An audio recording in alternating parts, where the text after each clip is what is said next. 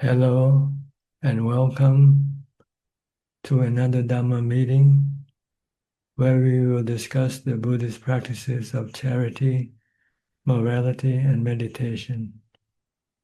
Everyone who is interested is welcome to join. We are waiting for our first participant, which happens to be Anura from New Zealand. Hi, Anura. Yeah, good evening, Ajahn. Okay, kind of late for you now, huh? I just close Midnight? 2 o'clock 2 o'clock? in the morning. Yeah, I woke up early today just to join, and it's full moon day as well, so it's good. Are you able to hear me, Ajahn? Yes, I can hear you. Okay. Yeah, just trying to. Yeah, sorry. Ajahn, I have a question. During meditation, sometimes I see unwholesome thoughts arise.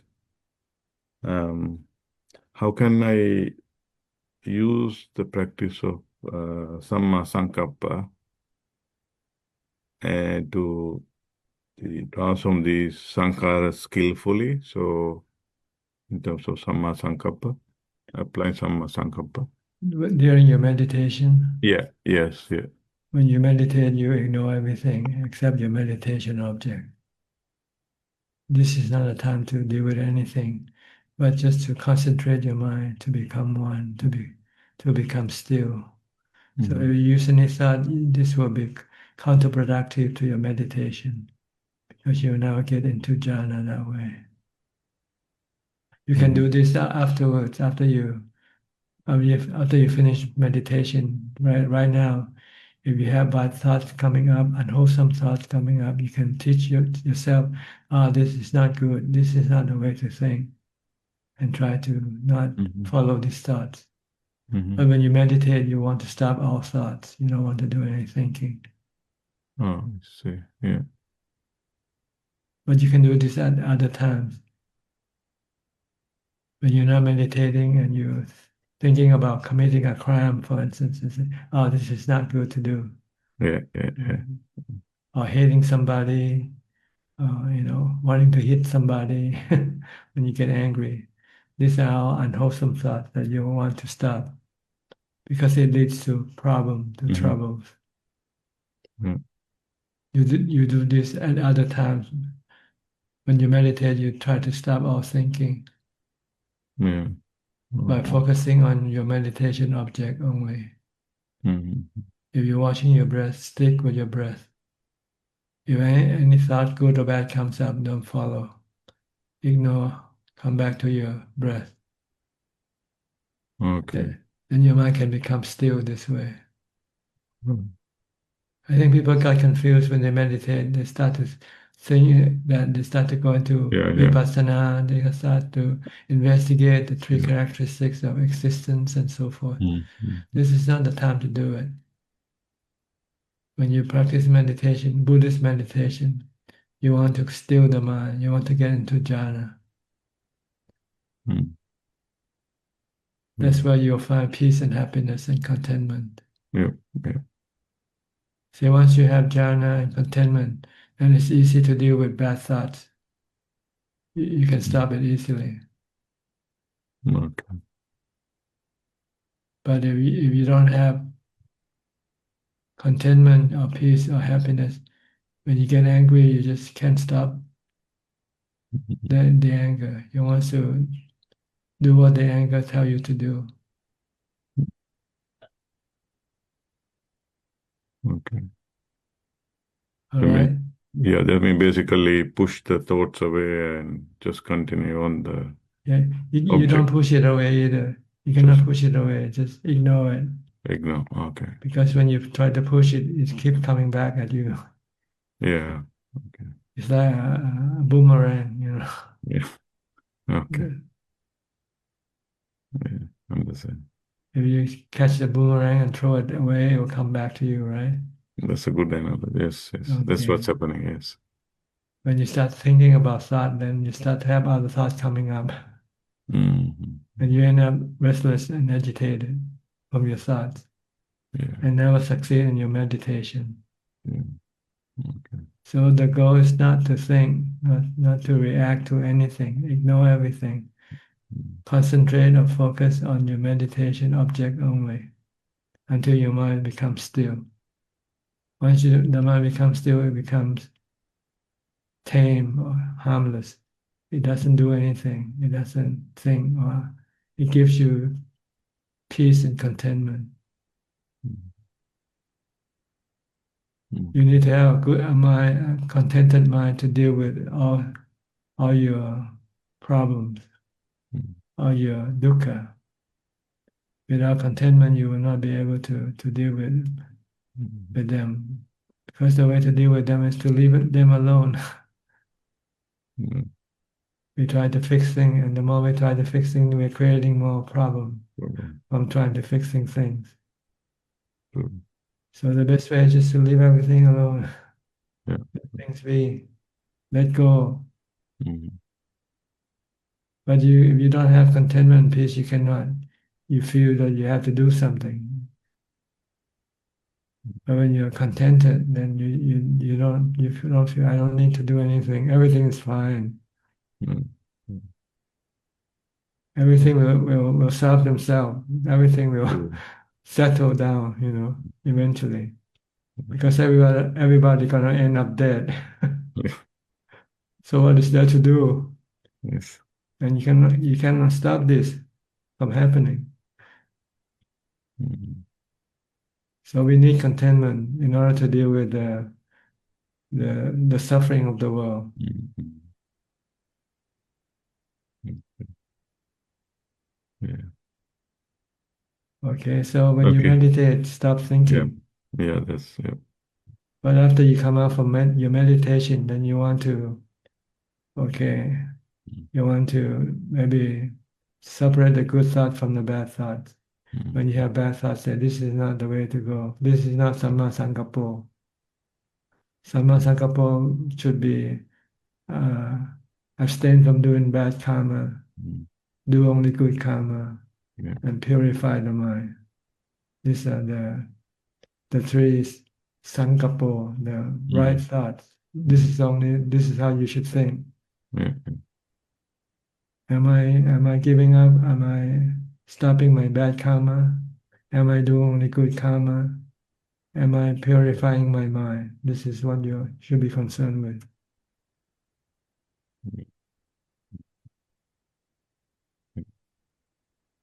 Okay, clear enough? Okay. Yeah, clear. That's very clear. Thank you, Tam. We have to know what we are doing. So sometimes Yeah. meditators get confused. They don't know what they're doing. They're meditating, but they still want to think. They want to Thinking. contemplate. Mm. Mm. So they never get to jhana, and they complain it's difficult to get into jhana because they don't understand the Mm. basic of Mm. meditation. Mm. Mindfulness meditation is to stop thinking. Mm. No contemplation, no development of wisdom, no vipassana. This come later at a Mm. different time. Mm. It's like different subjects. You when you go to school, you have different classes for different subjects. Mm. You Mm. don't study all subjects in the same class, do you? Mm. Mm. Okay. Yes. So Buddhism divides into basic classes, vipassana and samatha, meditation for calm and investigation for wisdom, Mm. contemplation for wisdom. These are two separate classes. You don't mix them together. Mm. Mm. And the meditation for karma is a prerequisite for your development of wisdom. Without karma, you will not be able to see things clearly. Mm. You will be clouded with delusion. Your mind will be clouded with delusion. Mm. Mm. Okay. Okay. Yeah. Yeah. That's good. That's good. Thank you, Uh, Tangaling. I understood. Yeah, thank thank you you very for much. thank you for getting up so early to ask this question. No, it's a good thing because if I join in the middle of the week, so it's a lot of happiness through the week Uh, and like charging a battery. So So it's like that. yeah, Yeah, yeah, just good. and it helps me in the morning meditation. So I meditate before going to work. That's becoming better now. Very calm, very peaceful. So I think yeah, I need to do more, spend more time. Yeah, Okay, yeah, good. yeah. Thank you, Dhangajan. You're Yeah, welcome. thank you. Next, we have Maria. Maria, where are you now? Tanajan. Hello, Tanajan. We are all here, my friends. They are staying in Wat Yan. You remember maybe them? Hello. Yes. Hi, how are you? In Sikkim, in India. Here is Julia. Here is Hi. Долго. yeah. We Good are to see 5 you. people. Good to see Yeah. you all. We are also very happy to see you. We have finished the pilgrimage in Sikkim. It's very spiritual Buddhist place. We have been here first time, and now we just staying here all together, meditating together, and yeah, we wanted to talk to you, to see you again. Yes, good to see you too. You have any question? Вопросы есть? She has a question. Go ahead. Uh, Olga. My name is Olga. Yeah, I remember you. You Hello. went to Vietnam after Thailand, right? Yes, Okay. and I'm Sikkim. I would like to ask you about how to observe my breathing. Sometimes I begin to observe from the small point, but in some time my attention has changed, and it's I feel more part of my body, and sometimes I can feel all my body. Sometimes with my breathing, I'm observing my breathing, but with my breathing, I can feel different parts of my body. And so I would like to ask how should I observe my breathing? Just at the tip of your nose only, at the point where the air goes in and comes out, at your nostril. Mm-hmm. And so I need to You don't follow your breath inside. Just yes. stay.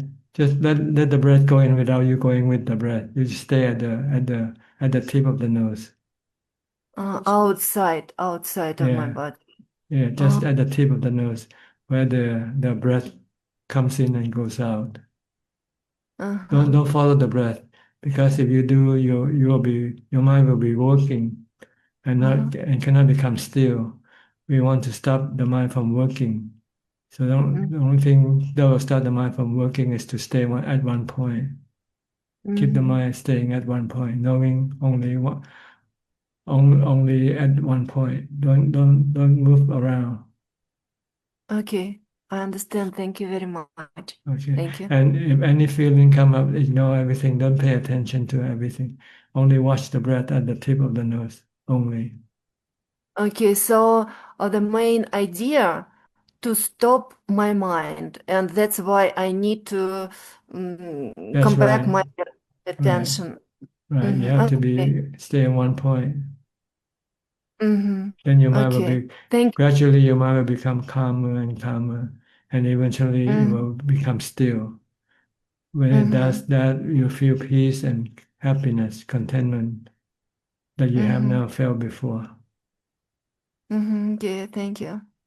Thank you. By the way, I would like to say that I have an idea to come to your temple one more time, maybe in April next year.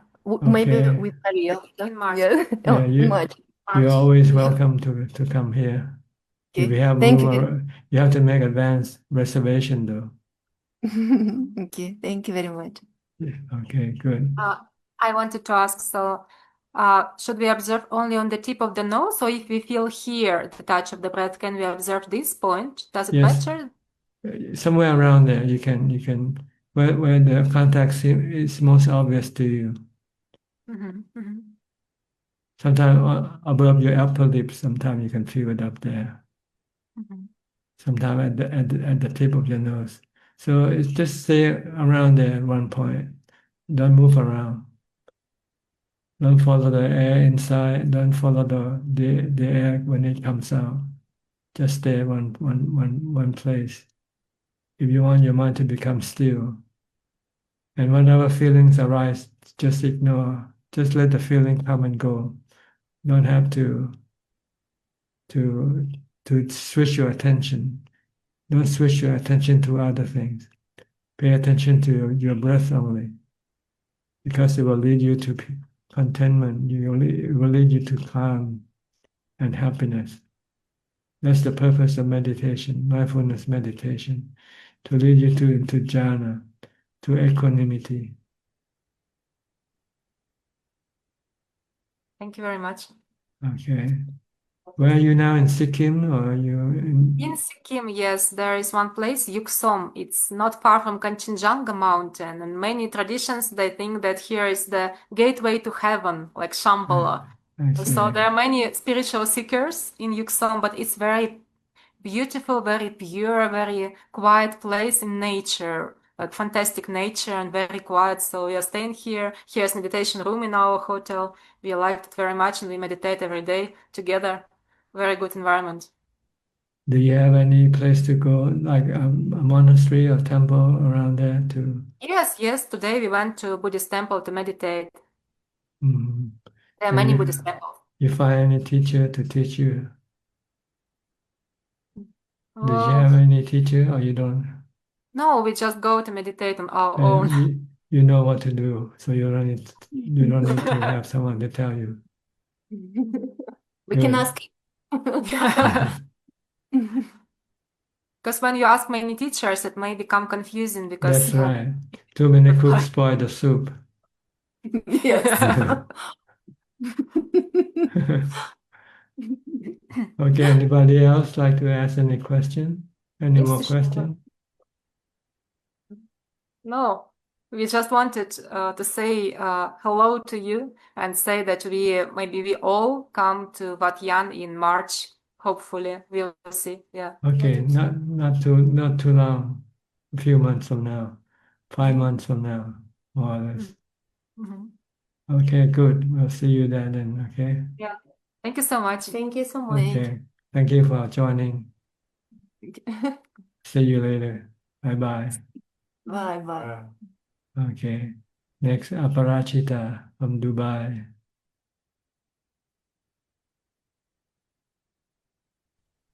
Hello, good evening, Praja. Yes.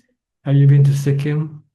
Actually, I have, and I Yeah. was remembering it was many years ago when I was around 23 or 24, and it was beautiful.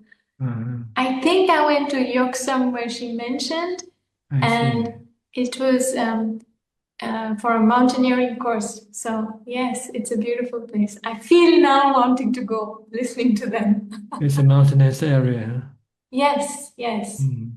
And there's Zongri, I think, and then you can see all these mountain ranges. Very nice. And lots of trees also, right? Yes, trees, forest. And if I look back, I can say one thing though. Those days, my mind state, I realized something. It's like you can sometimes be in the most beautiful place, but if you're like irritated and grumpy, it doesn't matter. I Definitely, remember that yeah. moment, Right. and I was like, I'm in this magnificent place, but I'm still grumpy. Yeah. The Yes. mind, the Buddha said the mind is the most important thing. Yes. It's not the places where you go to. No. Once your mind is happy, you can be happy anywhere. So this is our goal, is to make the mind happy. But we need a good, quiet place to make it happy.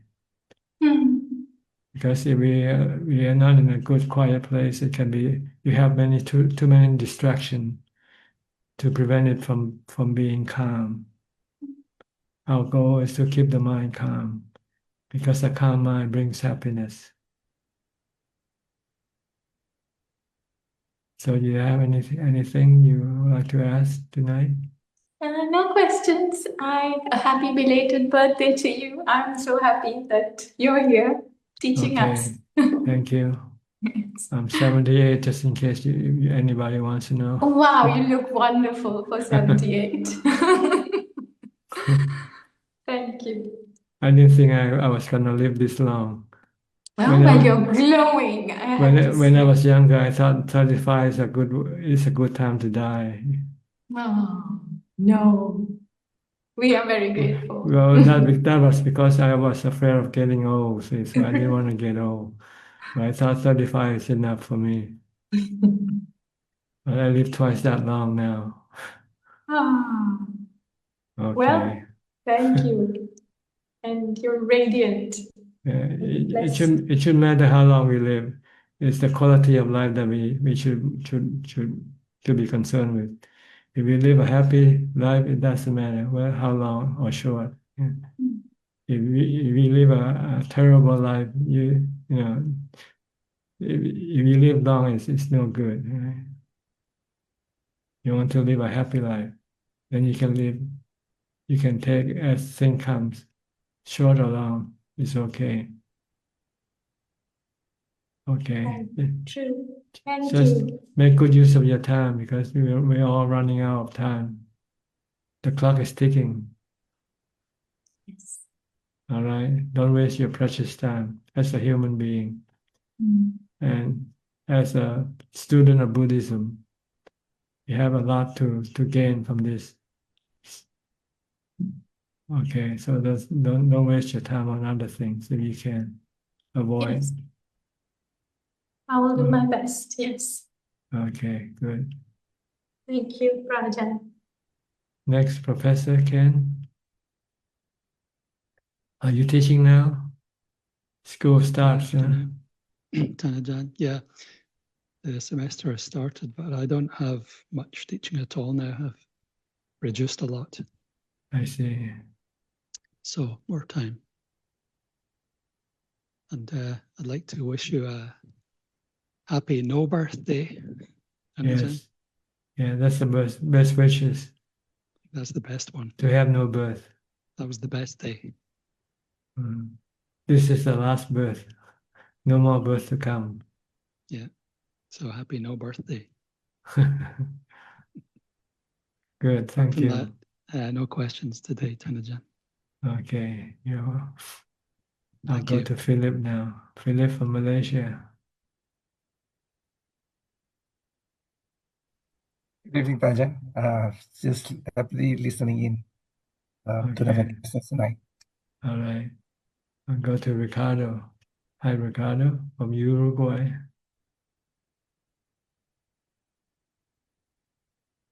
Hello, Tana-chan. How are you? Happy no birthday. Thank you.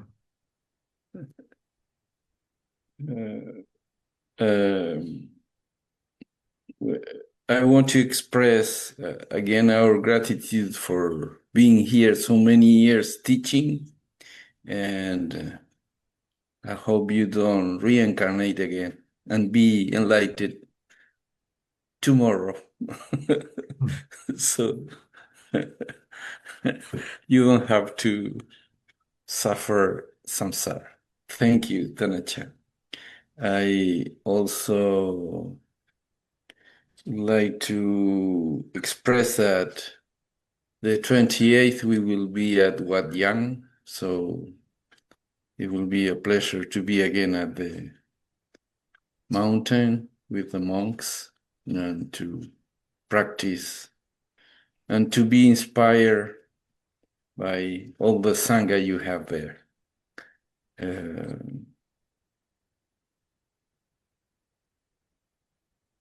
Are you coming alone? Are you coming excuse alone me. or are you coming with somebody? I'm coming with my partner. I see. And she's going to stay with the women and the dormitories. And you're gonna go up to the mountain. Yeah. If you allow me to, I'd like to. Yeah. Please. No problem. Okay. Alex assigned me QT number 11, so I already know where I'm going to stay. Okay, good. and I'm happy to see him again this time.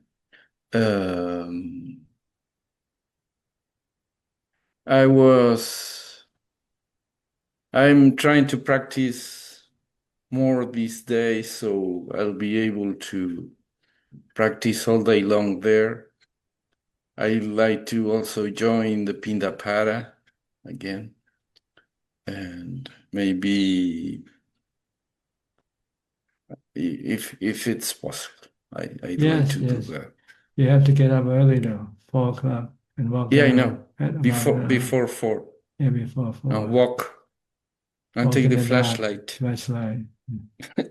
Yeah, and don't step over the snakes. Uh, it makes you have to have more mindfulness this way, I think. Yeah. If you have lights, then Yes. you don't have to be more mindful. When when you're in the dark, you have to be very mindful, very careful. This is one of True. the tools we use to enhance our mindfulness. Mhm. Stay in a dark place and scary places where there might be animals or anything that can hurt you. Then it will cause you to be very careful. Yes. Yeah. Good. Yeah. All right. Any question? No, just a comment. Yesterday was reading a book about Ajahn Sumedho, that basically he talks the same things you do. It's normal, I think, because you all come from the same school. And he talks especially about the space, that the same way we don't see space in a room, for example, that we just look at the objects we have, but we don't see the space that is between the things. Sometimes we don't see space in the mind when thoughts come, and between thoughts are there space. And I think that was gracious, and also to free our mind, because I know the way and the path you have taught us is to be mindful, to practice jhana, vipassana, and so on. And you have been very clear all the time. The Lord Buddha taught us all this. But I think we have to be very grateful for teachings, the way you explain things that are, to me, makes me very clear. So I'd like to thank you. Yes. All you need to do now is apply it into your system. Daily Like life. you have to download the program and then install it in your mind. Right now, it's still outside your mind. Yes. The Buddha's teaching is like an application on a computer, but you have to download the application and install the application before you can apply, make good use of it. Yeah. You have to download. Yeah, that's true. Yeah. Download is practice. Practice until you have installed the program. Once you have installed the program, then you can then run the program and and what you call get the result from your program, which is nibbana. The Noble Eightfold Path is what you have to download and install into your mind. Once it's installed, then it starts to work, and it will then eradicate all the cravings from your mind. Once there are no cravings, then you have nibbana.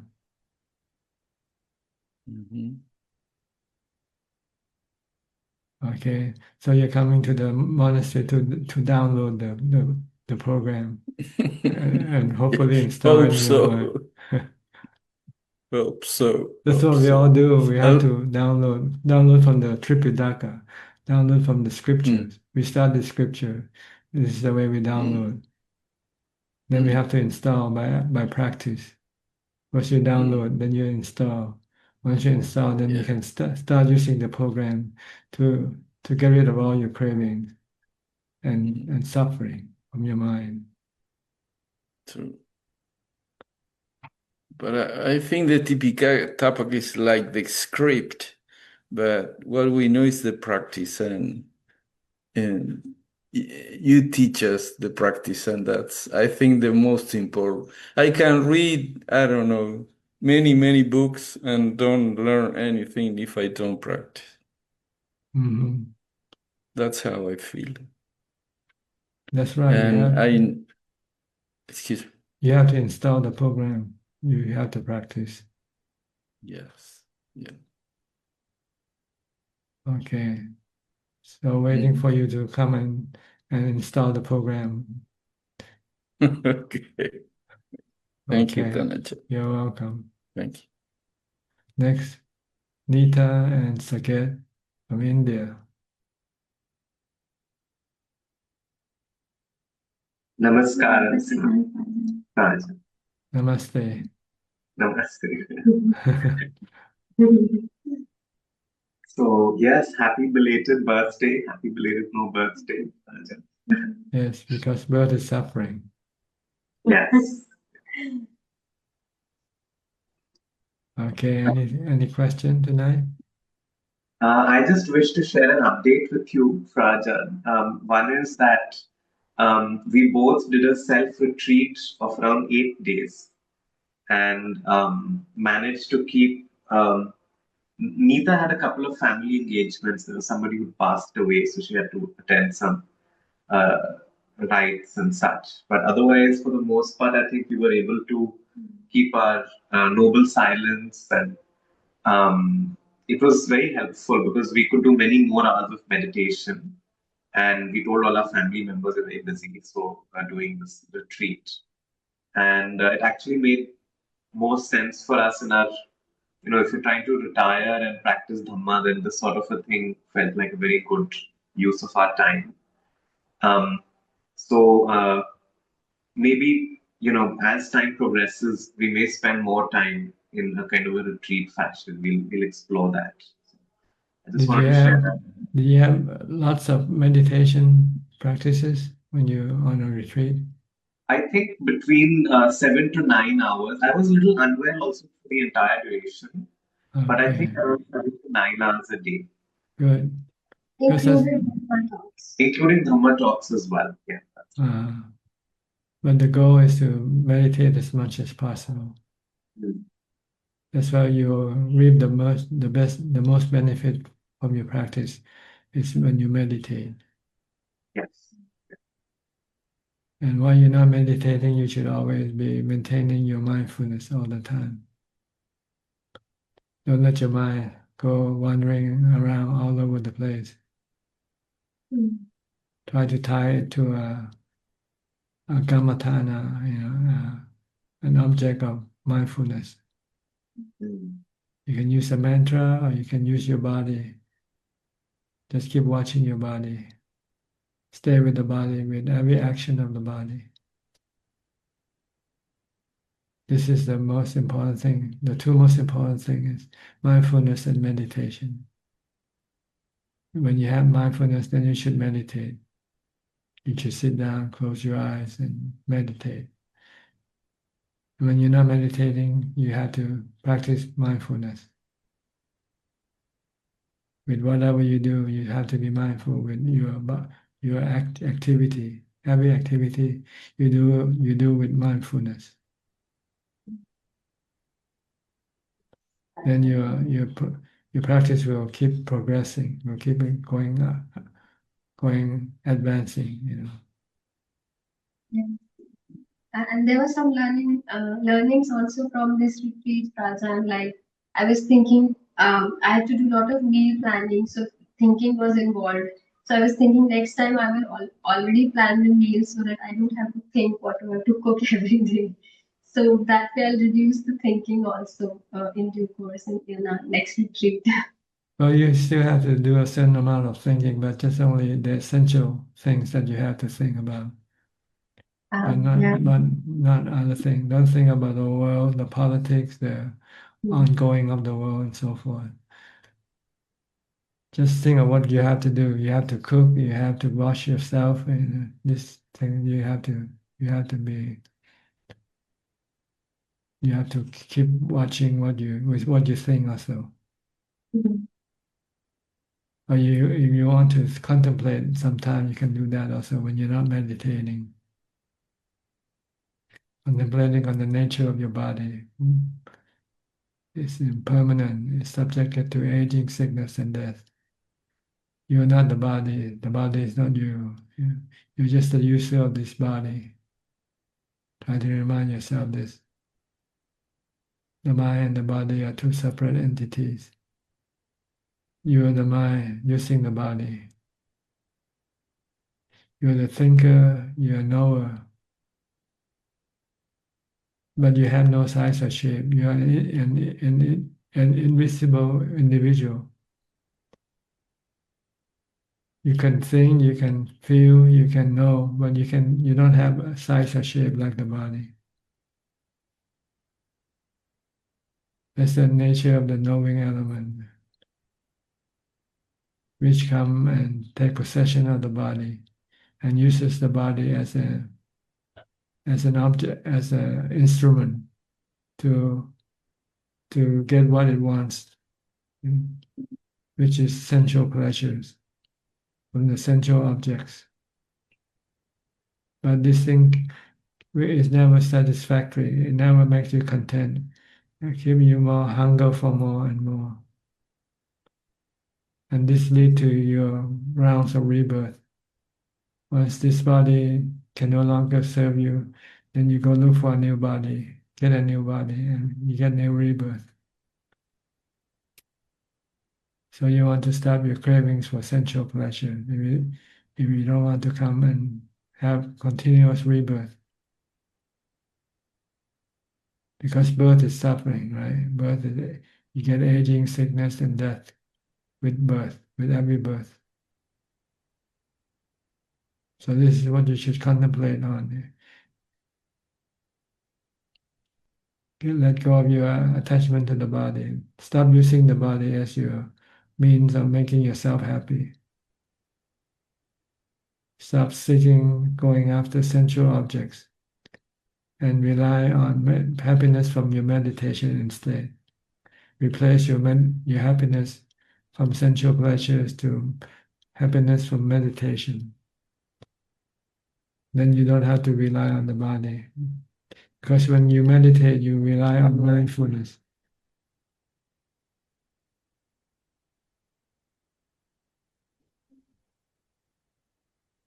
Can you hear the dog barking? No, we can't hear the dog barking there. It's quite loud for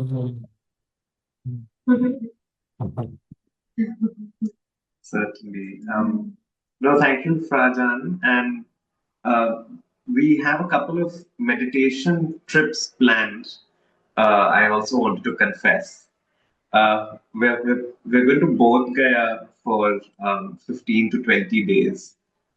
There's a monk from Thailand coming there, and Ajahn, and we'll be just meditating under the tree for that period.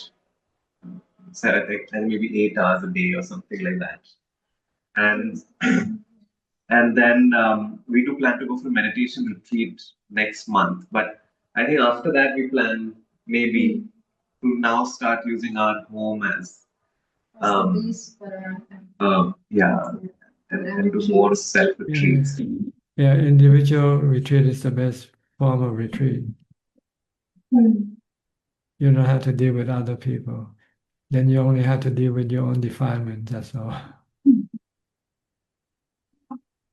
Noble silence was good for peace in the house also. Yes. Good. a few times, but most of the time I could follow it.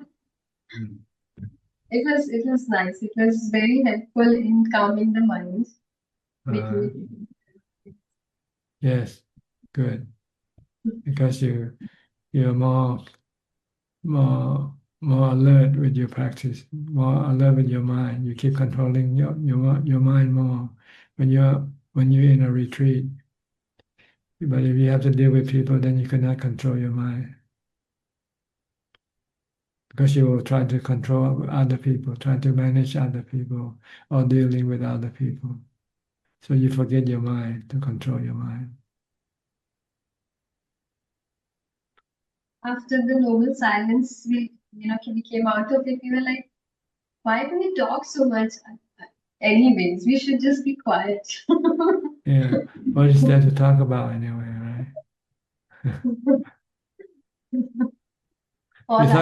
We talk about the same thing every day, same thing. What to eat, where to go, what to see, what to hear.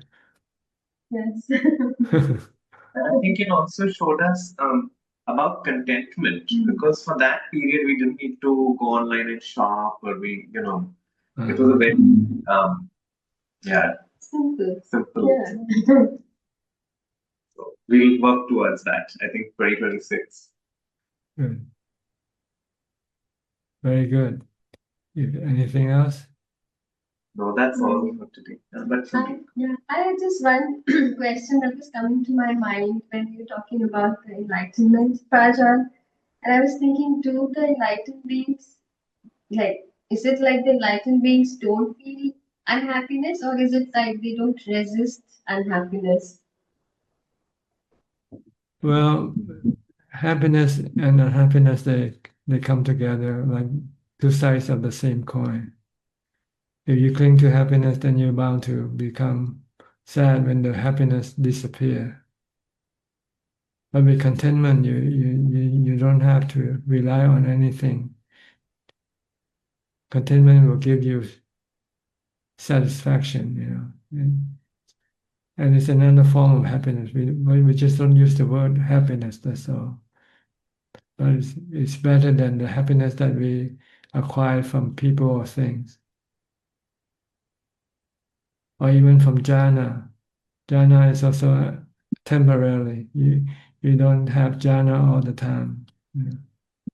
So when you're not in jhana, you might be craving for jhana. And when you're craving for jhana, you might become restless, or sad, or lonely, because you cannot get into jhana. So even jhana you have to abandon, not to rely on as a source of happiness. The real source of happiness is to stop all cravings, to get rid of all cravings, because the craving is the one that's causing you to become unhappy. Right? So once you get rid of all your craving, then there will be no suffering, no unhappiness left in the mind. And the mind is left empty but full at the same time. Empty of everything, but it feels full from emptiness.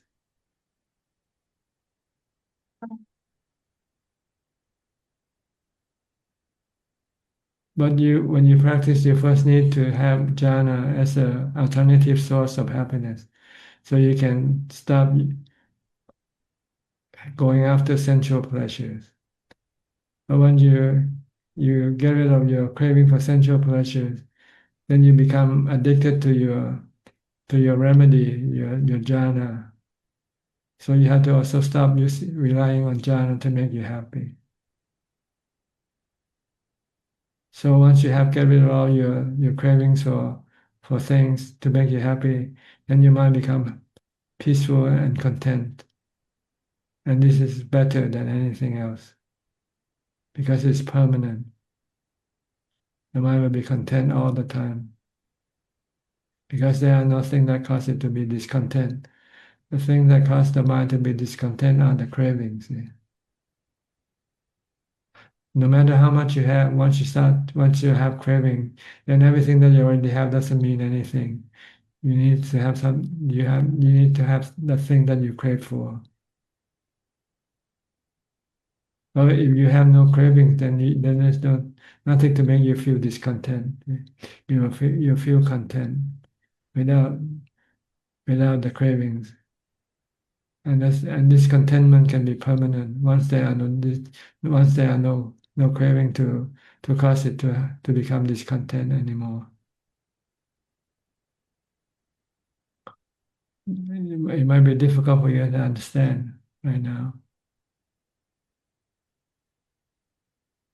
It feels good to hear it. But yeah, so I've noticed that when there is a lot of peace, after that there's a lot of I think desire to have that peace back. So there's a lot of discontentment after that. That's right. Everything that is impermanent can cause you discontent. When they run out, when they disappear, then it leaves you discontent because you want more of it. So you have to go after it. Like jhana, you have to go back into jhana again and again and again. But if you can stop your craving for jhana, then you might become content without having to go into jhana. Better. Then this will be permanent contentment, which we call nibbana.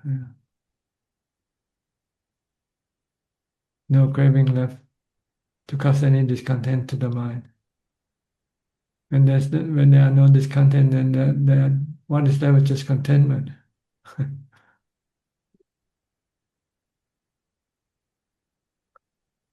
Okay. Thank you, Prasad. Don't worry about it too much. Just try to stop your craving for sensual pleasure first by relying on contentment from jhana first. But it's a temporary contentment, not permanent contentment. Thank you, Prasad. Yes, we'll keep striving for it. For jhanas first, and then letting go of jhanas as well. Yes. You use jhana to replace your sensual pleasure, happiness. Once you can let go of your craving to sensual pleasure, then you become attached to your happiness from your jhana. Then you have to also get rid of your attachment to this jhana. Once there are no attachment or no craving left, then the mind will become content all the time. It's the craving that causes the mind to have discontentment. So once there are no craving left, then you're left with just contentment, permanent contentment. Yeah. Thank you, sir.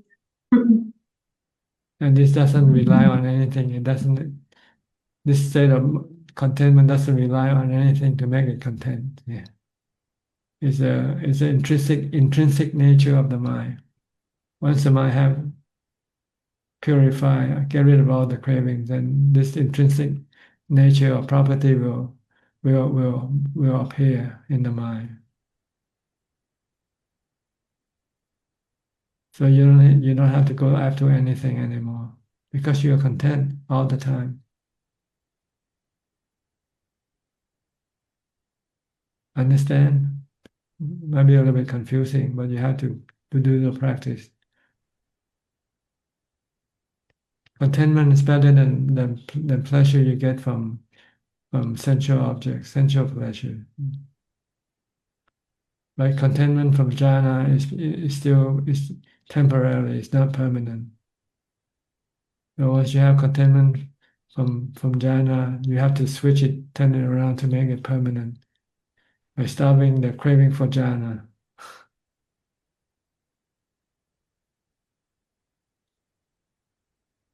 All right? Something to think about right now. Don't worry about it. Just get to jhana first. and get rid of your sensual pleasure craving first. Then you can then worry about how to get rid of your attachment to jhana, to bring you to full contentment, to permanent contentment. Okay? Raja. Okay. Next, Gek Yenso from Penang.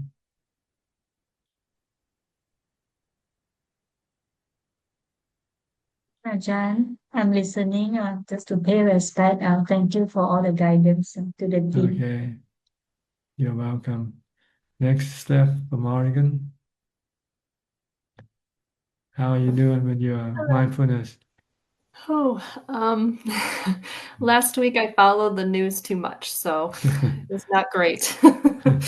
Um, I'm back on track. I did have a question. When do I contemplate hair on the head, body, tail, teeth, and nails if I'm not thinking in meditation? When do I start contemplating this? When you're not meditating, Okay. like right now, if you want to study the nature of the body, to teach your mind to see the body as it is, not as what we think it is. Normally, when we see a body, we see a person in that body, right? We see a guy, we see a girl, we see a man, or we see whatever. But we never see the body. We never see the 32 parts. Mhm. So we don't see the real body. We see the fake body. We see a man, a woman, a mother, a father, a child. We never see the body. So we educate the mind to see the real body. And the real body is composed of the 32 parts, right? Which we never see. No. Yeah. So we become deluded with the body. Yes. And once you see the 32 parts, you also have to see where did these 32 parts come from? Then you say, oh, they're from the four elements. Mm-hmm. The air you breathe in is the air element. The water you drink in is the water element. The solid thing that you chew in your mouth is the earth element. And the heat is the temperature you get from the sun, the heat from the sun. That's the fire element. With these four elements, they combine and then they start to produce the 32 parts. Yeah. Mm-hmm. Mm-hmm. And then one day this body will start functioning. Then these four elements will then separate. They go different ways. Mm-hmm. The air goes out, goes from the body first, then follow the fire element. The body becomes cold. Then the fluid started coming out from the body. Eventually, the body is left dry with the skeleton and skin, and eventually become decomposed and become the earth element. So this is what you want to study: the nature of the body. That there's no self in the body. That it is impermanent. That it will get old, get sick, and die. And there's no person in this body. There's only the 32 parts in the body. And it's not pleasant looking either. It's not good looking either. So this is what you want to contemplate or study to teach your mind the real information about the body. Would this be mindfulness of body that I do to No, keep myself mindful throughout the day? if you're just using the body as your object of mindfulness, you're not contemplating. You're just using it as an anchor for the mind not to go thinking about other things. Okay. So if I'm using my body as an anchor, You're not thinking, you're just watching. Not feeling. Okay. Just watching it. Watching what the body is doing. Got it. Okay. But if you want So I to shouldn't be doing anything if I'm doing that. Like unless I'm doing dishes, I'm watching doing dishes. Like that yes, in that way. yes, just be with the body, every action of the body. This is mindfulness. Yeah. You need to commit to this. You have to more. go through mindfulness first to get to jhana. Once you get to jhana, then it will be easier for you to study the nature of the body. Yeah. And you can change your view of the body. Right now we see the body as a person, and the history of the person. This guy from this town, went to college and so forth. You never see the body. Yeah. So when the body dies, how this guy died with the body? Where is this guy in the first place? It's in our imagination, right? Yeah. Yes, yeah. Because the real body is just the 32 parts of the 4 elements. Yeah. This is what we don't see. We don't see things as they are. We don't see the body as a body. We see the body as a person. Conventionally, yeah. Yeah. And all the history that comes with that person, from birth to death. This is where we study about the person, not the body at all. Yeah. It's two different views. I keep getting caught up. I just,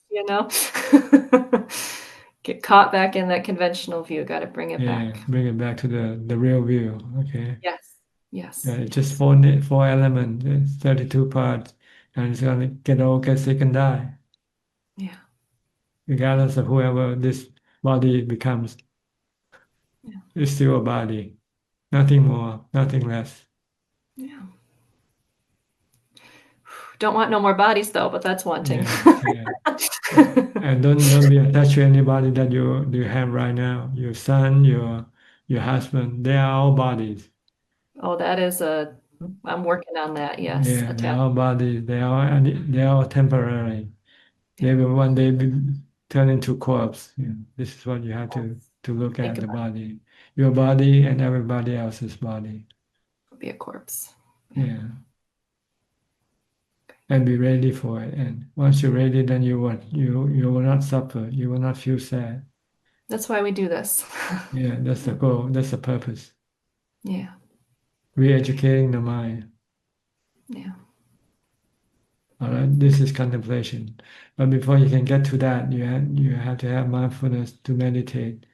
Because if your mind is not happy, you don't want to contemplate on the true nature of the body, because they are hard to take, hard to think about death, hard to think about the 32 parts. Yes. Yeah. So you will never be able to contemplate successfully without the support of your meditation, without equanimity or jhana. It's the goal. Okay. Ask yourself, how many times have you contemplated on the nature of the body on an ordinary day? I feel like I do it a lot, but not correctly. It's diluted. Do you know what I mean? Yes. Okay. Yeah. So I'm trying to get it right. I'm trying to get the stable mind so I can do it. I'm not coming from a place of delusion. Yeah. You can go to the source of this. Go to the four foundation of mindfulness and read the first part about the body. Yes, I will do that. I will do that. Yeah. Okay. That'd be good. Right. Thank you very much. You're welcome. Next, Al Sosim. You still stay with the 6-hour challenge. You're the only one left, I Good think. evening, Tan Ajahn. Yes, I'm still staying with the 6 hours challenge on Thursday. Then other days, I try to do 5 hours, sometimes 6 hours. Morning, I'll do my household chores, go marketing, exercise, everything. Then afternoon, sometimes I do 3 hours, sometimes I do 4 hours. Then at night, I do 2 hours, sometimes 3 hours. I try my best to do as much as possible. This is one way of calming your mind down, right? Yes. Good.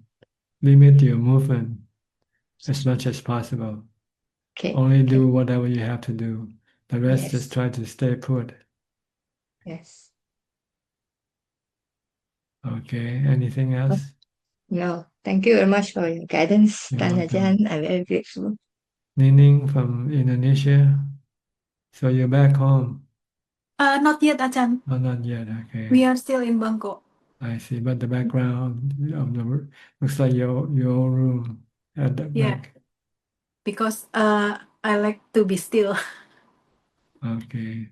Yeah, we rest in Bangkok for 2 days, Uh-huh. and then tomorrow we will fly to Jakarta. and Okay.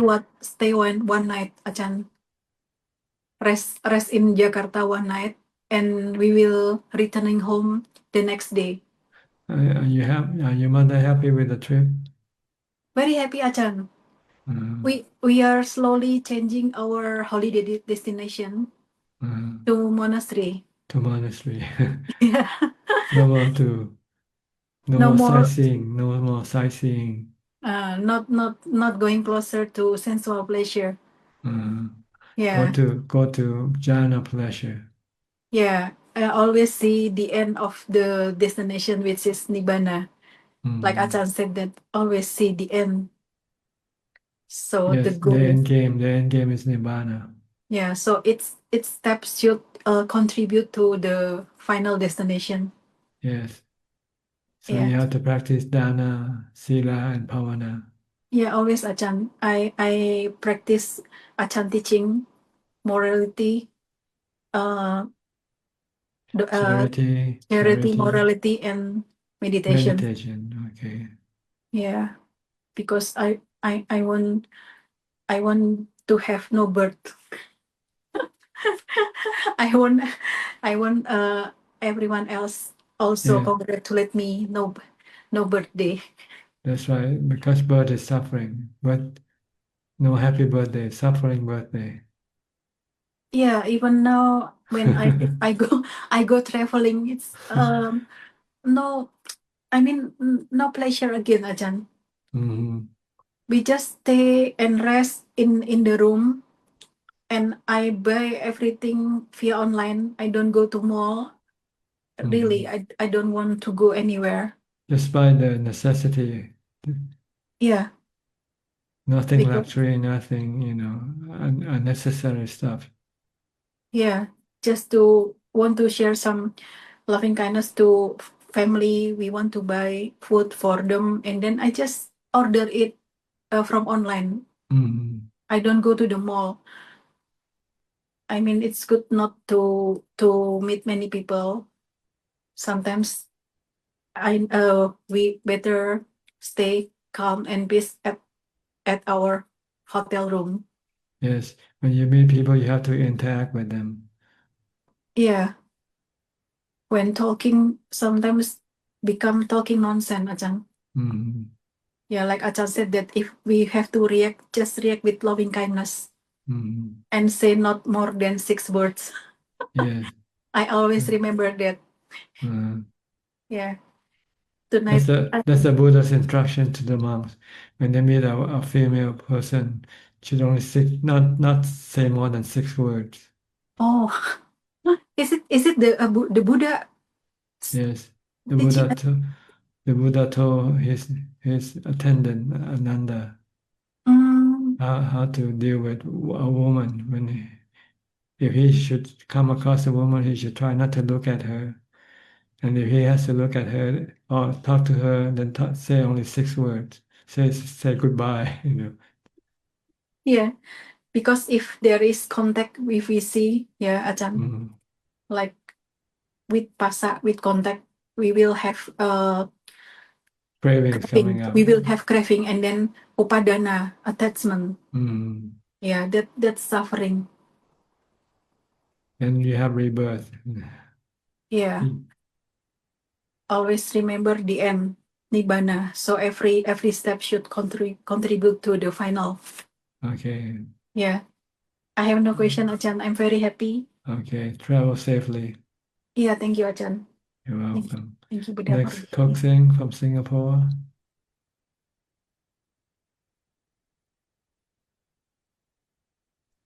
Yeah. Good evening, Prajan. Yes. Yeah, happy no birthday.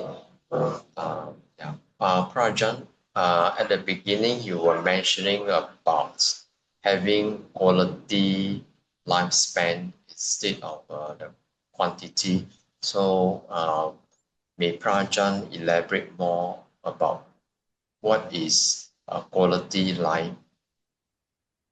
A happy life. When you're happy, that's quality. When you suffer, that's not good life to have. So you should concentrate more on the quality rather than on the quantity. Don't focus on living long, but living a terrible life, living a suffering life. Focus on the happy life, even though it might be short, but it's better than a long and terrible life. That's all. That's what I mean. Focus on the quality, not the quantity. Because we cannot control the quantity. We cannot control how long we live, but we can control the quality of life. We can make our mind happy or sad. If we follow the Buddha's teaching, we will keep the mind happy. If we follow our defilement, we will keep the mind unhappy.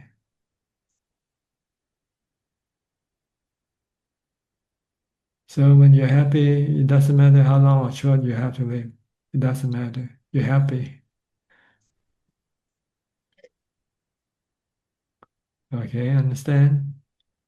Okay, thank you, Ajahn. You have nothing else to say today? Actually, I was thinking of asking Ajahn about the fifth precepts, which is in Pali Surameraya Maja Pamatatana Viramani Sikam Padam Samadhiyami. So may I check Ajahn? Actually, when Lord Buddha formulate this one is besides alcohol, does it include intoxicating drugs? Anything that makes you not having mindfulness, lose your mindfulness. That's all. Anything that will make you unable to control your action of speech and body action or thoughts, then this is not good. Okay. Because nowadays there are a lot of all those synthetic drugs that so anything that makes you lose control of yourself, then it's no good. Yeah. It's So they will be considered as under this fifth precept. That's right. Intoxicant. Okay. Okay. Okay. Thank you, Ajahn. You're welcome. Next, Gary from Singapore also.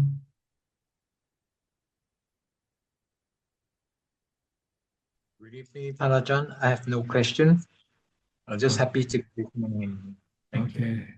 Next, Lynn from Indonesia.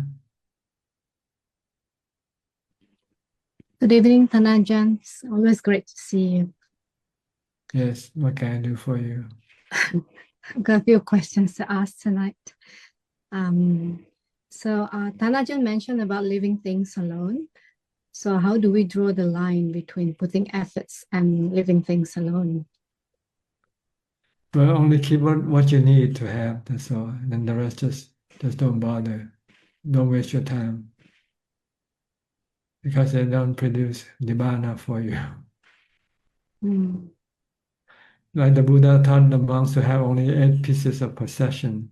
1 bowl for food, for collecting food, and 3 pieces of robe for garment. You have to have something to wear. So the maximum you should have is only 3 pieces of robe, and plus 1 belt. That's the 4th. That makes 5. Then you need a razor blade to shave your head with, and you need needles and thread to fix your robe when it's torn. And then the last one, you need a water strainer, because in ancient time you had to draw the water from the stream. So you need to have something to prevent you from collecting light being that is in the water. So this is the 8th possession that a monk is allowed to have, actually.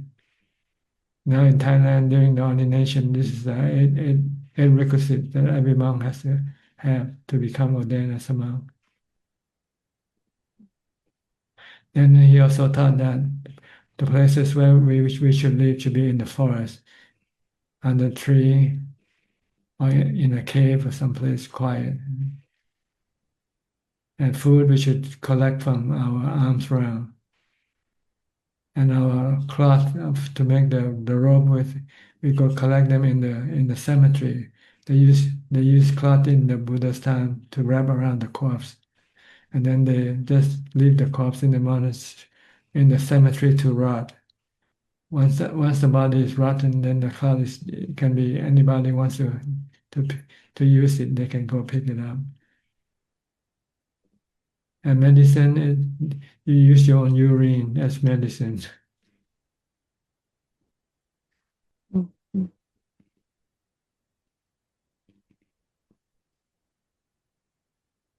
So this is how monks should live with the necessity of life. That's all the monk has to have, and the rest just don't bother, because they are all dukkha. They will cause your mind to have to worry, to look after them, and to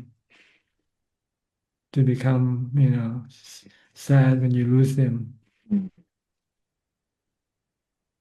So this is about the material possession that we all should need to have. The 4 requisites of life: food, shelter, clothing, and medicine.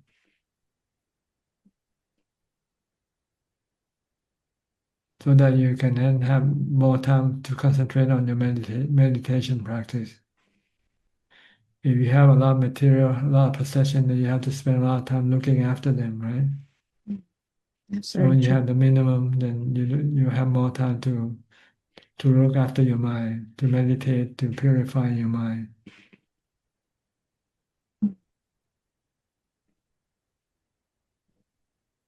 Does this answer your question? Some of it. And as a lay person, we tend to achieve things.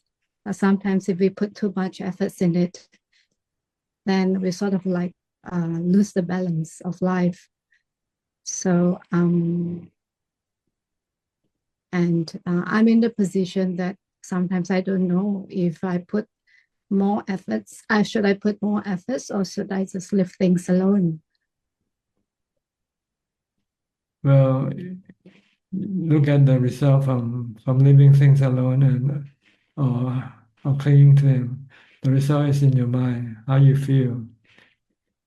If you can leave things alone, you feel much easier, you feel better, less suffering, less dukkha than when you have to cling or to look after things. See? So look at the dukkha in your mind from what you have to deal with. If you have something, you have to look after it, right? If you have a car, you have to look after a car. But if you don't have a car, then you don't have to look after a car. So Buddhism teaches the minimum of things that we should have. We should have the minimum, only the things that we really need to have.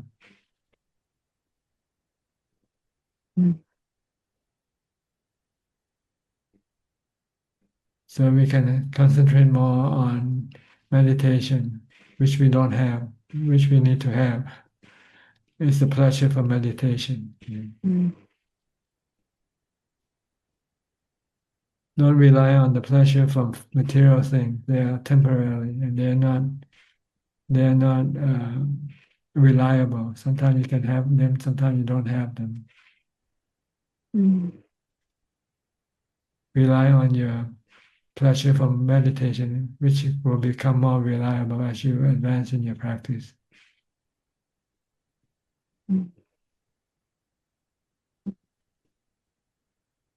That is right, that when Ajahn mentioned that sometimes we can't have them, sometimes we can have them.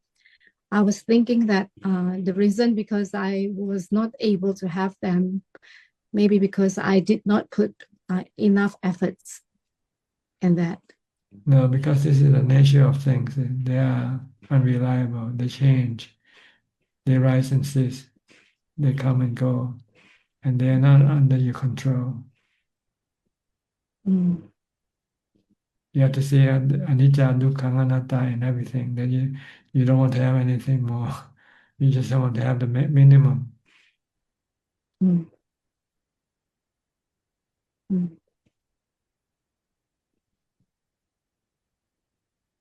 It's true.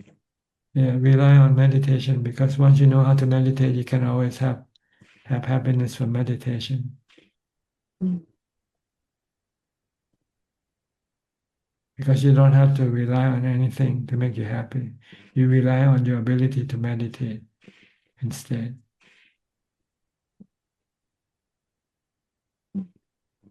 So you can be alone and not feel lonely if you can meditate. If you need YouTube, you need Facebook to keep you happy. When you don't have Facebook or YouTube, you feel lonely.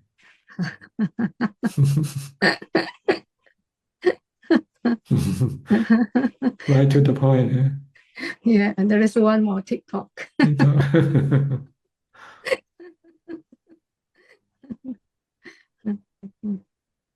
Okay, anything else?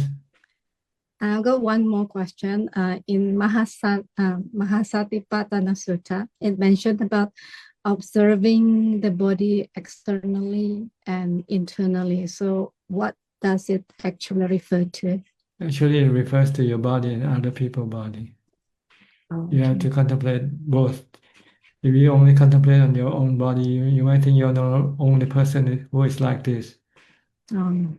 But if you contemplate on yourself and other people's body and you compare and say, we're all the same, we're all in the same boat.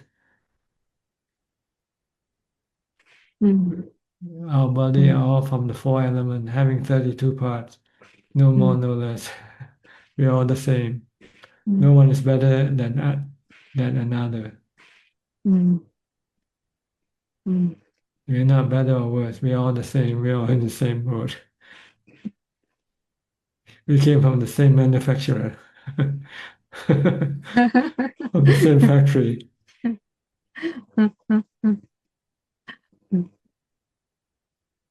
And we all have the same destination. We go from birth to aging to sickness and death.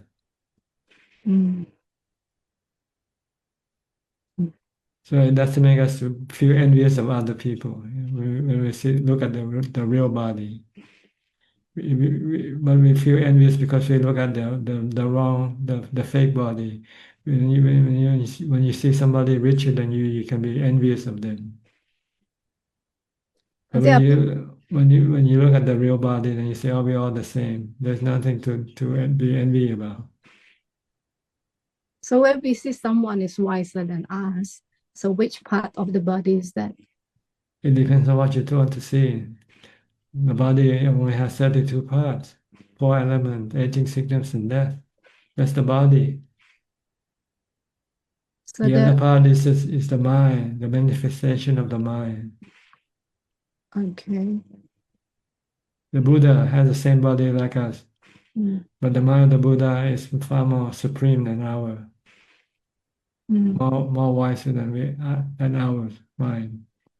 Our mind is deluded. The Buddha's mind is enlightened. That's the difference.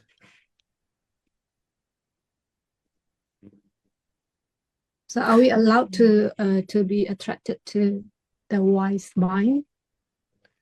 Oh, that's what we want. That's what we're here for. We want to become enlightened, right? Don't we?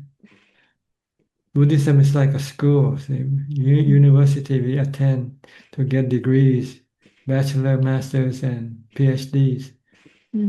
So this is what Buddhism gives us, the different level of enlightenment. Sotapanna, Sakidagami, Anagami, and Arahant. These are the four degrees that we can achieve from studying Buddhism, attending Buddhism.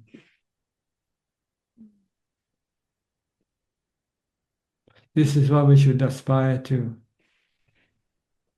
because it means total eradication of suffering from the mind.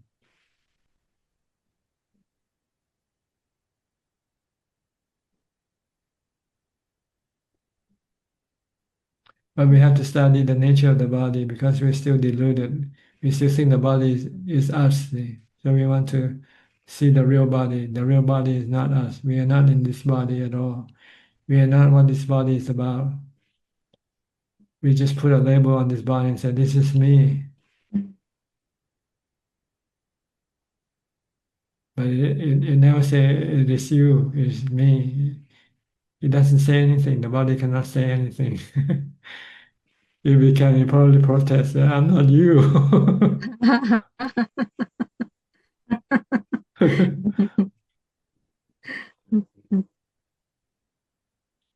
We are the user of the body. The body.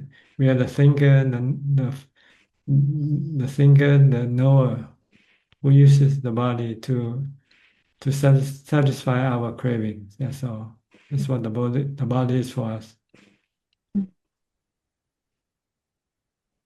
But relying on the body can also cause us suffering because the body is not reliable. So we want to give up using the body and replace it with using mindfulness instead to create happiness for us. Mm. And once we have happiness from mindfulness, then we want to develop wisdom to stop our relying on even mindfulness for happiness.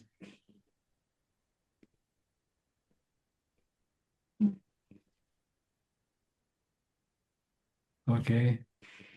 Yeah. And Good enough. One yes, more? very good. Yeah. Just would like to express my gratitude about Tan Ajahn advice on my best friend last week. So she started to listen to more Dhamma talks now. So she's more able to cope with her condition and situation. Yes, that's good. Happy to hear that. Yeah. So thank you again, Tan Ajahn, for the best advice and Dhamma gift for me tonight. Yeah. Thank you. The best gift of all is the gift of Dhamma. Yes. Okay. The supreme gift. Thank Yeah. you. Okay. Next, we'll go to Rohini. Hi, from the UK. I think we have to go a little bit faster now. We still have lots of people waiting. Evening, Ajahn. Hi. Yeah, I have no questions for today. Just want to pay my respect and Okay, good. Good to see you. Keep on yeah, with your practice. I try to keep my mind with the body all the time and practice as in the Satipatthana really helped me to keep off from my thoughts. And next your mind calmer, Yeah, much calmer and less discontent. yeah, because the mind is always with the body. I mean, yeah, most of the time, and then I don't really think so other things, about the past or the Yes, when you don't think, you don't pray for things. yeah. Also. So I'm very grateful to Ajahns and although it was in the Satipatthana Sutta, because I didn't really understand, it's only the Ajahns teaching helped me to understand it fully. And this is a very, very rare opportunity, so which I don't want to miss. And okay, try to take advantage of this opportunity. Yeah, yes. Don't Yeah. waste it away. By No, doing I more don't want to practice. waste. By doing Yes. more practice. Yeah. So I feel very, very, very fortunate to have a teacher like Ajahn, and without that, I don't think no chance because so now I'm completely different person. That's the way I feel. As Ajahn said, I don't even feel as I can see the body and the mind completely two separate things. Yes, Yeah. good. That's very good. Thank you, Ajahn. Thank you. Okay, you're welcome. Next, Jack and Sri. Greetings, Greetings, Tanya. Yes, what can I do for you? Okay. Since we talk about the body, Tanjan, I used to came across a teaching. When we have pain in the body, like sometimes, they taught us like to observe this pain of the body. what do you think about that? Like, well, that's another object of study that we have to study is the nature of pain. Yeah. And the nature of pain is impermanent, it's changing. It can change from painful feeling to pleasant feeling to neutral feeling. And these three types of feelings are not under anybody's control. They are like the weather. Sometimes you get painful feeling, sometimes you get pleasant feeling, sometimes you get neutral feeling. But our problem is we have discrimination. We only want good feeling, pleasant feeling. We don't want bad feeling, unpleasant feeling. So when we run into unpleasant feeling, we want to get rid of it. This is craving, see? Craving for not being, not craving for not, then it creates deep stress and anxiety in the mind, see? So the goal is to stop this craving, this reaction to the unpleasant feeling. We don't have any problem with neutral feeling because they don't create any cravings. But we have with the unpleasant and the pleasant. With pleasant feeling, we crave for them to last forever. And when they don't last forever, we have sadness when they are gone. So the goal is to leave all these three types of feeling alone. Don't have any like or dislike toward them. And in order to do this, you have to have equanimity to appreciate or to understand that this is the nature of the feelings. They are like the weather. Sometimes you get rain, sometimes you get snow, sometimes you get sunny. You cannot control them, but you can learn to accept to live with them. And this is the purpose of contemplating on the feelings of the body, which we will have to experience, which we experience almost every day. But for the most part, we are lucky to only experience either neutral or pleasant feeling. Once in a while, we will experience some bad feeling, like when we get sick. And that's why we feel terrible when we get sick, because we don't want it. See? We don't want this unpleasant feeling. We don't want this painful feeling. But we have to accept it because they come whether you like it or not. And if you can accept it and don't have any negative reaction to it, then you won't have any bad feeling inside your mind. That's the purpose of studying the three types of feelings and learn how to deal with them in a way that will keep your mind peaceful and calm. By accepting that it's not under your control. You cannot control these three feelings. They keep changing due to whatever condition that caused them to come and go. But we should know how to deal with them. The way to deal with them is just to merely accepting them, knowing them, and leaving them alone. If you cannot leave them alone, it means you don't have enough equanimity yet. So you have to go back and practice mindfulness and meditation first in order to be able to leave them alone.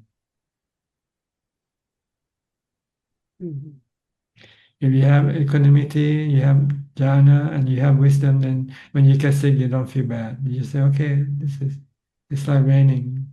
Sometimes we don't like rain, but we have to learn to live with the rain, right? Sometimes. yes. Okay. Yes. So it always come back to the first step, first mindfulness.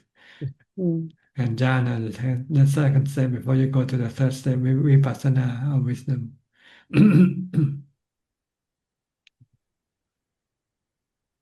Once you pass the second step, then you can go through the three objects of your study. First your body, then your feeling, then your emotion. These are the three things that keep bothering you all your lifetime, causing you suffering. And the suffering is not because of them. It's our ignorance, not understanding their nature.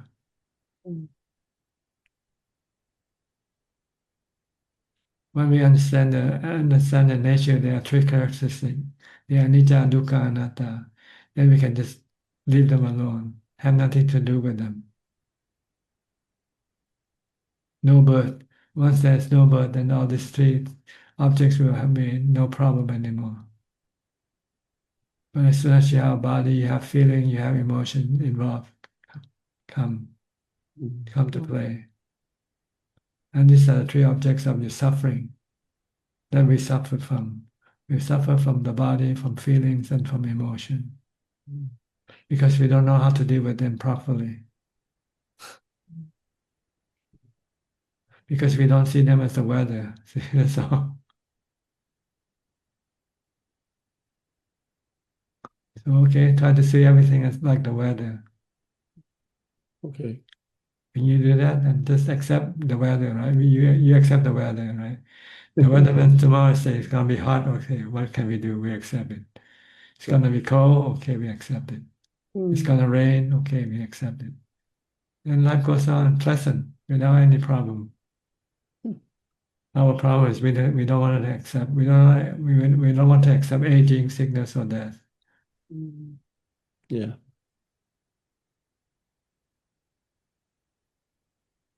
All right. This is the purpose of practicing. First, have equanimity to deal with the unpleasant thing in life. Then teach the mind that unpleasant thing in life is something that we have to learn to live with. Once we can do this, then we'll have no stress, no suffering in the mind. Yeah. No worry, no anxiety, nothing. Empty. The mind is empty of any of this suffering.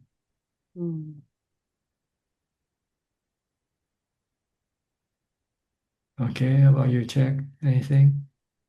I just want to pass message from Dr. Pio and Dr. Indira. I think Yes.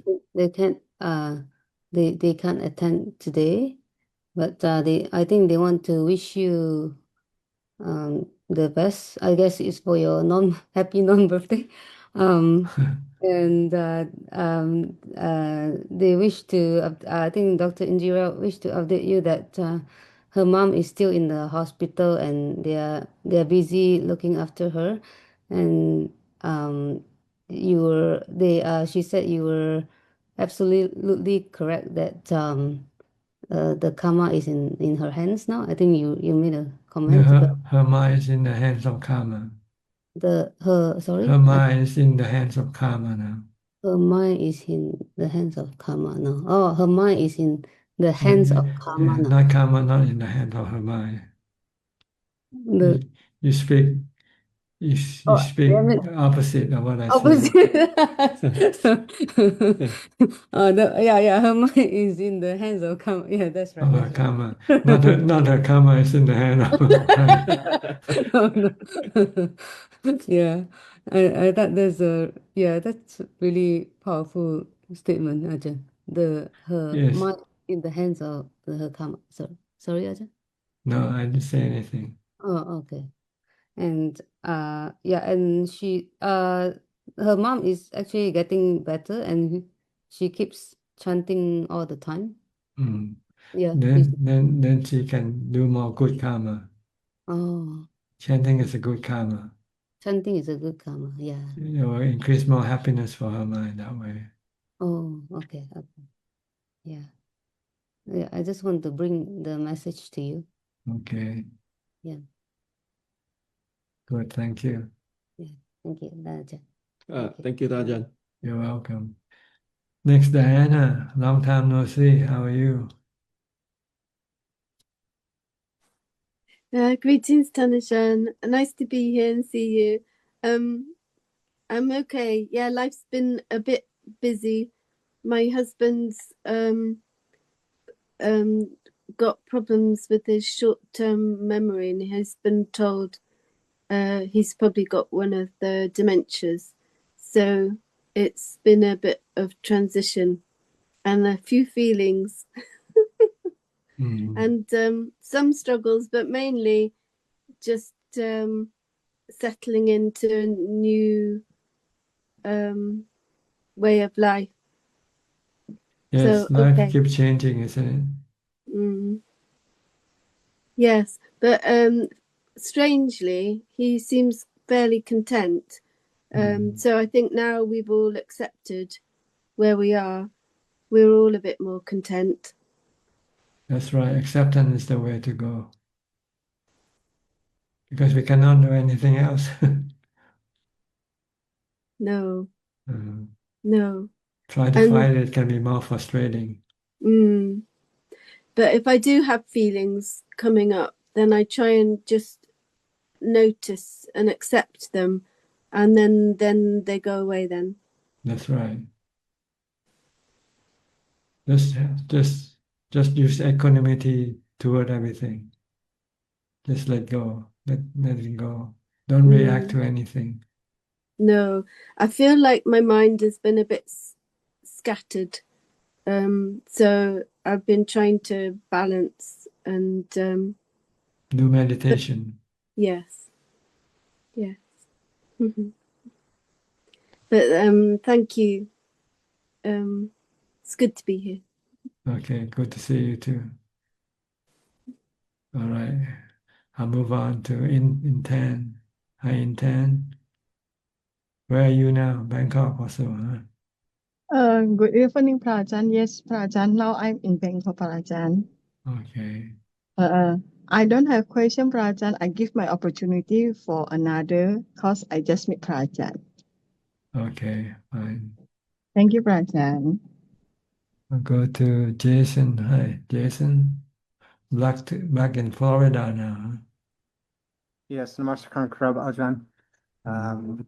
Back in Florida, and lately I've been finding myself wanting to plug into local communities. I relocated here last year from California, and in California I had easy access to Wat Metta, and I could go up to Abhijato.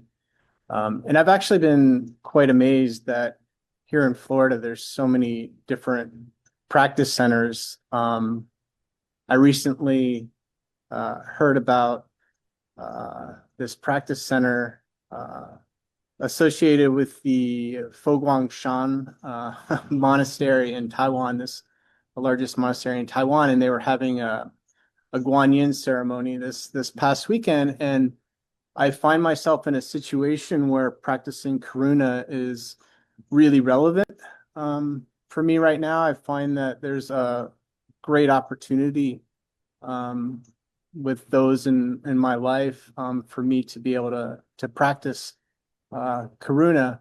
And I tend to find myself very pragmatic in my approach, very much focused on the third noble truth.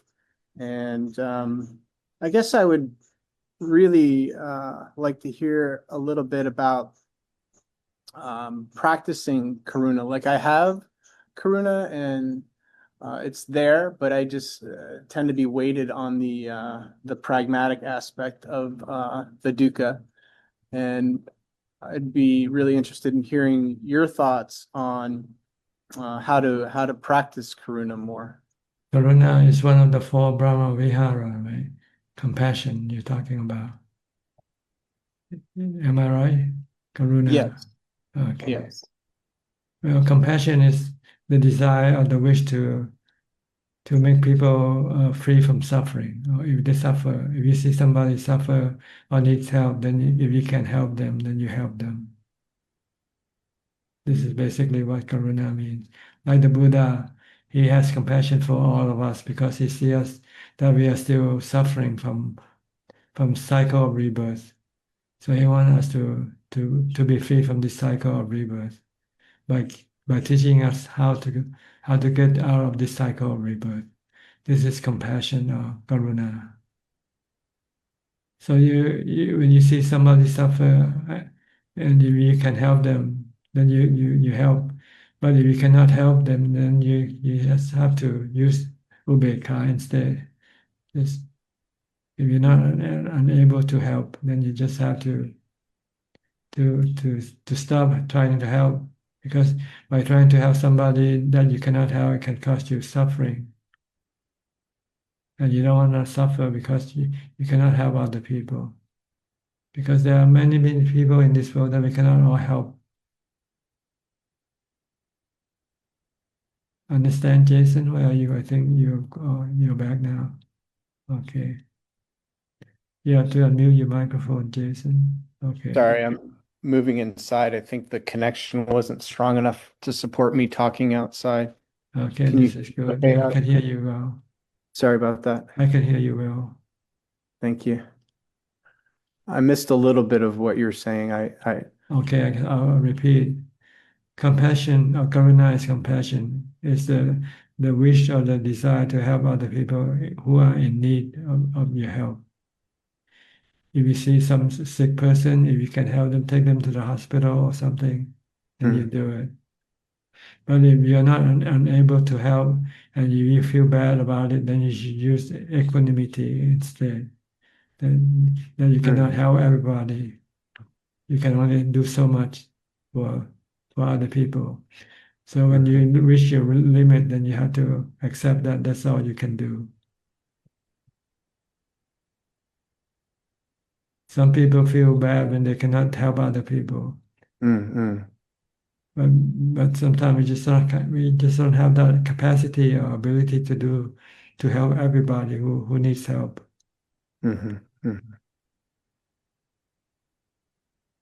Yes, thank you. Interestingly, there's a number of Thai temples around me as well, and there's a Dhammakaya meditation center nearby, and they're having a Loy Krathong ceremony this week, and I've been feeling this desire to be more involved with people practicing Buddhism, whether it's the Thai forest tradition or any type of Buddhism, just being involved in community. And so I'm looking forward to going to the Loy Krathong ceremony this week and connecting with, the folks practicing there. So it's I think nice. it's tomorrow night. I think it's tomorrow night, according to the lunar calendar.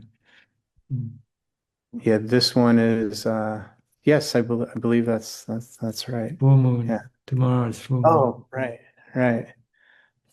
So, well, thank you for the opportunity to be here and to speak with you and be part of the community. And thank you for your advice and happy non-birthday. Thank you. You're welcome. Melinda, you're next, Melinda. Namaskar, Ajahn. Yes, what can I do for you?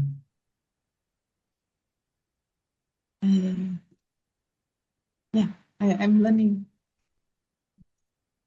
Okay. So you have no question. Ignorant, Ajahn, no question.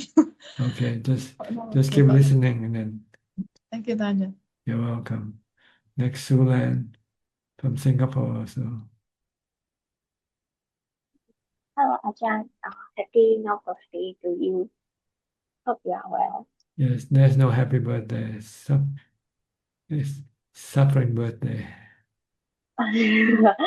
Yeah.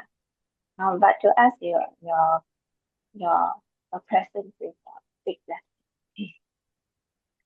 Yeah. Can you repeat what you said just now?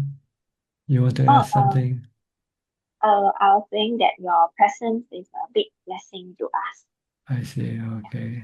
Okay.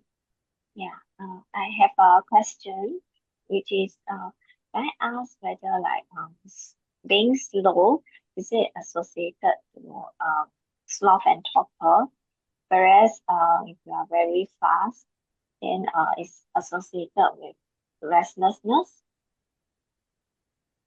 Yes, there are two sides of the same coin. See? Restlessness and agitation, and sloth and torpor. So you have to find the right way to deal with sloth and torpor, which is eating too much. Yeah? So you have to eat less. And with restlessness and agitation, you need to have more mindfulness. If you have mindfulness, then you can stop your restlessness and agitation. If you can keep reciting Bhutto, Bhutto, Bhutto, then you cannot think. When you cannot think, then you don't become restless or agitated. Your mind become calm. Okay. So if let's say like usually I'm like between sloth and torpor, then if not like feeling restlessness, the way to like be in the middle is to recite Buddho Buddho. Yes, and eat less to get rid of your And sloth eat and less. torpor. Yeah. Moderation in food. Because when you eat more, you feel sleepy, you feel lazy, you want to sleep, you don't want to Yeah. meditate. Oh yes. And also I scared of gastric.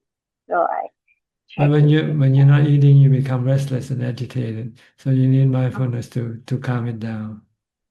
oh okay, okay. Oh okay. Then, It's difficult to oh, succeed in meditation. You have oh, to be ready to give up your physical comfort, oh, like eating. Yeah. oh, okay. But then when you're hungry, you can become restless and agitated. Then you have to use mindfulness to calm the mind down. Oh, So it's not easy to meditate, right? yeah, it's not easy. Hmm. Recently I think I had gastric, then at night very pain. So I tried to observe my breath. Oh, then I fell asleep. Yeah. So maybe it helps. Yeah, you need to practice more mindfulness. Oh, okay. If you have strong mindfulness, then you can overcome your restlessness and agitation. And you can feel that you can fast more. And the more you fast, the less you will become drowsy or sleepy. Okay. So the key to practice is mindfulness, really. With mindfulness, it will kill all the hindrances, getting rid of all the hindrances. Okay.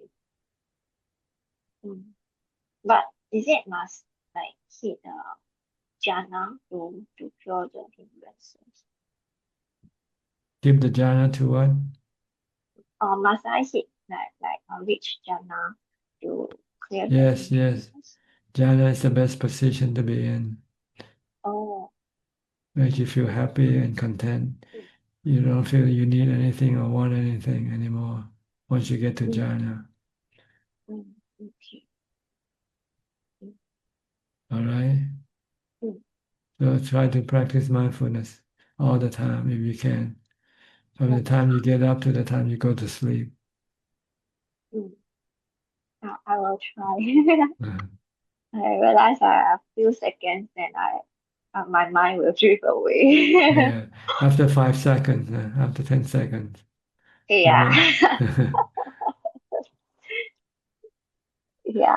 Your mind will drift to coffee and cookies and cakes and YouTube and Facebook. Yeah. Yeah.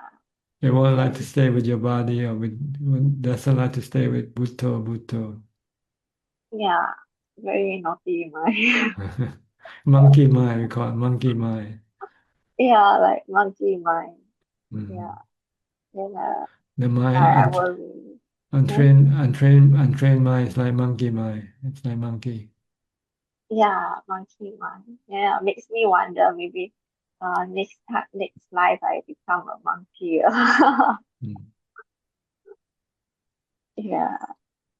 Okay, anything else? Oh, I have one more question, which is like for monks, like is keeping the kuti clean and tidy like a requirement, or like I heard that like keeping your place tidy and clean is a sign of virtue. But why is that so? I thought they are not related to the practice. Keeping what clean? Keeping your house clean House clean. and tidy. Yeah, this is you have to be diligent to be able to keep your house clean. See? So this is diligent. So This is a very important quality. Because for you to do anything to succeed, you have to be diligent Oh, at what you have to do. mm. Oh, So when so you're not basically, when you're not keeping your place tidy, it means you're lazy. mm. And laziness doesn't lead you to enlightenment. Oh, okay. Oh, is that why monks only have like 3 sets of robes? Because I realized if you only have 3 sets, you have to keep washing the clothes. Well, we need to only to have what we need to have, not anymore, because we don't want to spend too much time on these things. We want to spend more time on meditation. Mm. Okay. Okay. Yeah. Okay. All right. Nice to see you. Nice to Take see you care. also. You take care also. Thank you, Okay. Ajahn. Next, Alvin. Hi, Alvin. Namaskar, Ajahn. Just to pay respect, I don't have any question tonight. Thank you. Okay, I'll go to Kunjup now. Last week we didn't have a chance to answer some of the questions from email. Are they still back? Are they still here? Yes, I have the questions. Yes. Okay, go ahead. Yes. We have 14 questions this evening, and the first 10 questions are from the assistant Gmail. The first 4 questions are from Gautam from India. Longta Mahabua, in his book titled Samana, refers to the citta as everlasting and indestructible, even after an individual becomes an arahant. Is this true? Yes, yes. It's What a is knowing element. Question 2. What is the difference between the Hindu belief of an everlasting Atma and the belief of everlasting Citta? I don't know. I cannot compare with other religion. Question 3. What is the purpose of the everlasting Citta when the consciousness is no longer grasping at anything? What's the purpose? What is the purpose of the everlasting Citta when the consciousness is no longer grasping at anything?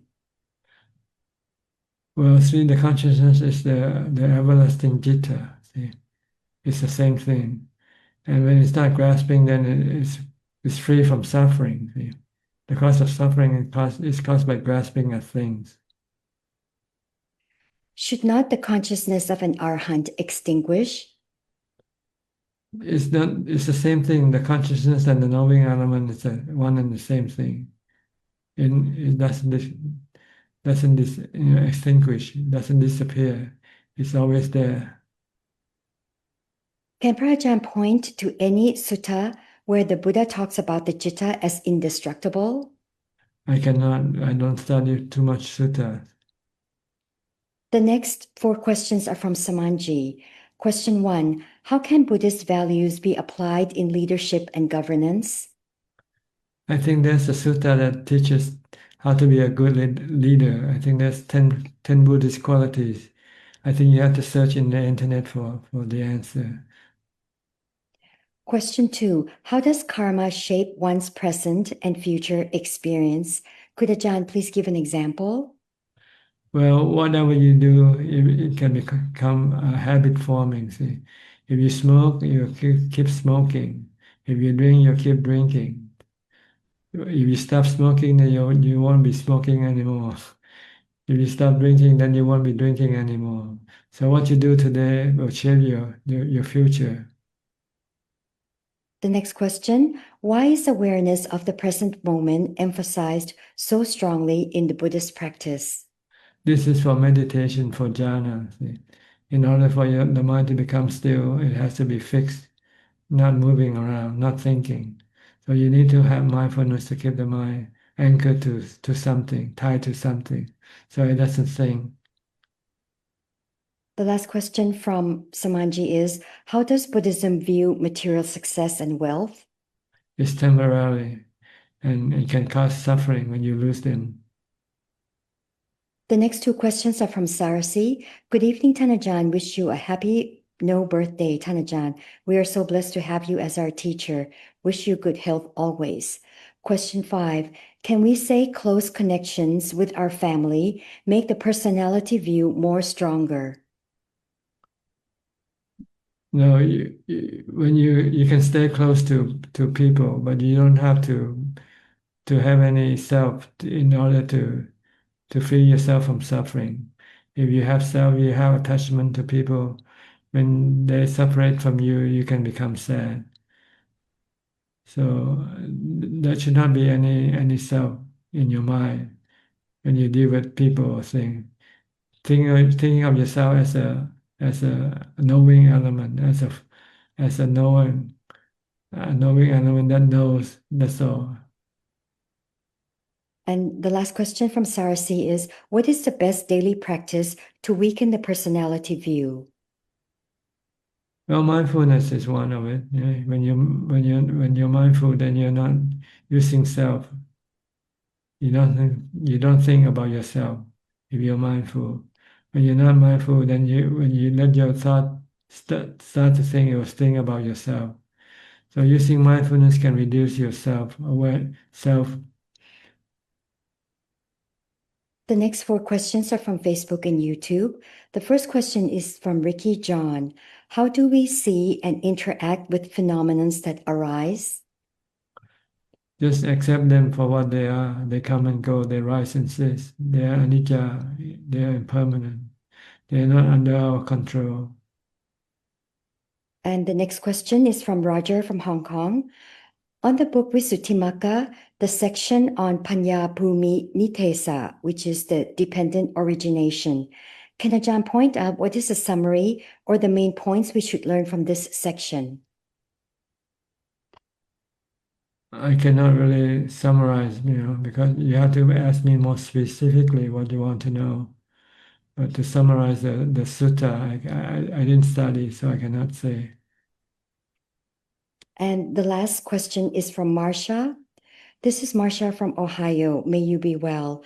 I've been wondering about the knowing element, the mind element, particularly what happens to the knowing and the mind element when one becomes more and more free from defilements.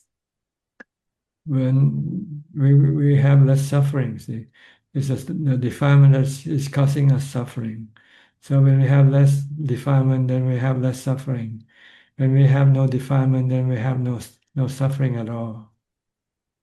And finally, when Nibbana is reached, will the knowing be an individual knowing, or is there emergence into some sort of collective knowing? It will still be the same knowing, but without the defilement or so. It's like a dirty shirt that you wash. Once you wash the dirty shirt, you have a clean shirt. The mind is like that. The mind is like the shirt. You wash because the mind has defilement, has greed, hate, and delusion. And after you're washing the mind with meditation practice, then the defilement then is being eliminated from the mind. So let the mind pure, let the mind clean. That's all. It's still the same mind, still think the same thing, and still have the same habit and everything. But you just know how to navigate between these things and not causing any suffering to arise in the mind. Is there still individuality after one is totally purified? There is no delusion of individual self. The pure mind knows that there's no such thing as a self. You just know that there's a function in the mind, like thinking and feeling. That is all, Ka. Okay. I hope this answer is clear enough. I don't know how to explain it clearer than this. You have to practice, I think, to see it for yourself. So the best way to answer your question is to practice, to become enlightened. Then you won't have to ask me any question. All right. I think that's about all the time we have for tonight or today. Thank you for your company. I hope you all enjoyed this talk and find it useful and can help you advance in your practice. In the meantime, please stay safe, be mindful, and keep on practicing. And if all goes well, I'll see you all at the same time next week. Thank you and goodbye. Thank you, Ajahn. Sadhu, sadhu, Ajahn. Thank you, Ajahn. Thank you, Amin. Good night. Bye. Everyone. Thank you, Admin. Bye bye. Thank you, Amin. Good night. Bye bye, everyone. Good night. Good night. Bye bye. Bye.